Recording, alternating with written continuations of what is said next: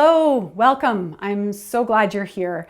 My name is Leslie Solomonian. I am a doctor of naturopathic medicine with a focus on pediatrics. And I've been practicing and teaching naturopathic medicine for the last 17 years. And in the midst of all of the study and practice and research and writing and teaching, I'm also raising my own two children. And of course, I'm applying everything I know about holistic care of children to the upbringing of my own kids. One is nearly an adult, one is making their way that way. So I have a little bit of lived experience about some of the struggles and challenges around raising children in this contemporary society. I literally wrote the textbook that naturopathic trainees use to learn pediatric practice in their training in North America. This course takes everything I know to be true, and I mean that quite holistically. One of the frameworks that I hang my hat on in practice and research and living my life is the idea of things being evidence-informed. I have immersed myself very deeply in the research and the literature. I've even contributed to it in terms of what's best for children, what's best for their physical health, what's best for their mental health, what's best for their emotional health and well-being. So that part is really important, and there's nothing I'm going to talk about in this course that I can't back up with evidence. But the other part of my approach is very much my own lived experience and my worldviews, and I can't avoid that all shining through. And we call that bias, but I think it's a lens. I like to see it that way. The third really important part of that triad is you. You need to take what you hear from me and think about whether or not it's relevant to you and your life. I hear from parents all the time, well, this is what I'm used to, but this is a problem I see in my children. My child is stuck to their screen. My child doesn't move their bodies. My child has ADHD or allergies. We know that in Western society, we have unprecedented access to food and to healthcare and to hygiene, and yet our children are as unhealthy as they've ever been, not because of malnutrition or infectious disease, but because none of those things are what our bodies need. Those are not the things that grow a healthy kid. So what do we do with that? Is there a different approach? I'm here to tell you that there is, and this course will do that. We're going to move through 4 main modules.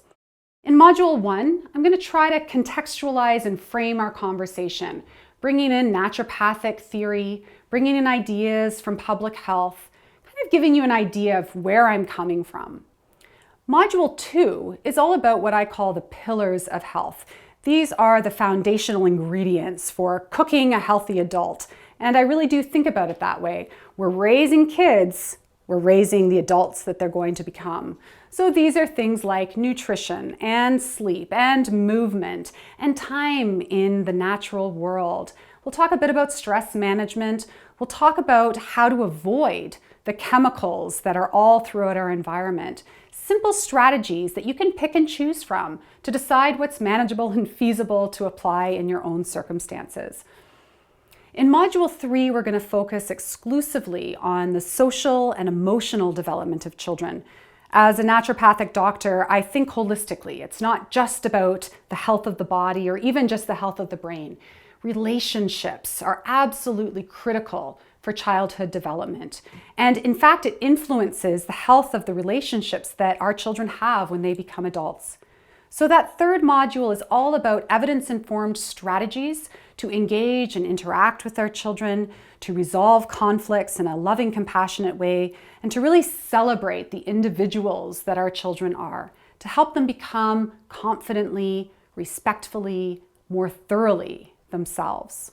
Module 4 is going to focus on what to do when they get sick. I call this getting sick well.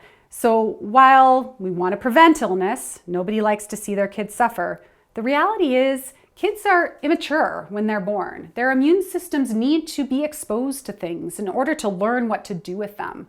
And our societal efforts to prevent our children from getting sick, from being so afraid of infections, has actually led to a rise in allergic disease And we see that as a significant problem. We see mental health struggles as a significant problem, a lot to do with a struggle around resilience in terms of what do we do when we're uncomfortable, when we don't feel well. So Module 4 is all about that. I'm going to give you a bit of a primer on what happens in your kid's body when it's sick, what to do when there's a fever. Of course, I will give you some pointers around when you should worry, because there are times when mom can't handle it at home. There are times when you should pick up the phone and call your child's healthcare provider. I'll let you know when to worry seriously and to take your kid to the emergency room. That's all part of getting sick well. But the vast majority of situations that children will struggle with are benign. They're not going to hurt them seriously. And in fact, most of them are self-limiting, which means they'll get better if we do nothing. Really, the best medicine is to leave them alone and let their bodies do what they need to do to get better and to know how to respond in the future. But we don't want to see them suffer. So we're going to walk our way through some of the most common symptoms that you're going to see in your children during childhood. And I'll give you little tips and hacks along the way about when to worry, yes, but also what you can do with things you have in your kitchen. I'm not going to ask you to rush out and buy a lot of stuff. A lot of cases we can just use water. And I promise it'll be a fun meander. I'm going to show you some demonstrations with real live kids, and I promise I'm not going to ask you to do anything that I haven't done myself or forced my children to do. We also know that parenting is a process. It's not easy. Nothing about parenting is easy. And this course doesn't assume that it is. Throughout, I will give you options, opportunities, ideas, tips, stories, suggestions that I hope you will hold and sit with and say, I wonder how that applies to my family. Does this vibrate with me in a way that feels good, in a way that feels right? I too am a parent. I have worked with many parents over my career. It's all about what's sustainable, what's feasible, and what resonates with you. And my intention in designing this course for you is for you to be infused with a worldview that is more generous, more compassionate, more grateful, more understanding of the miraculous being that your child is, and how to honor the beautiful, natural, holistic vitality that is right there in front of you.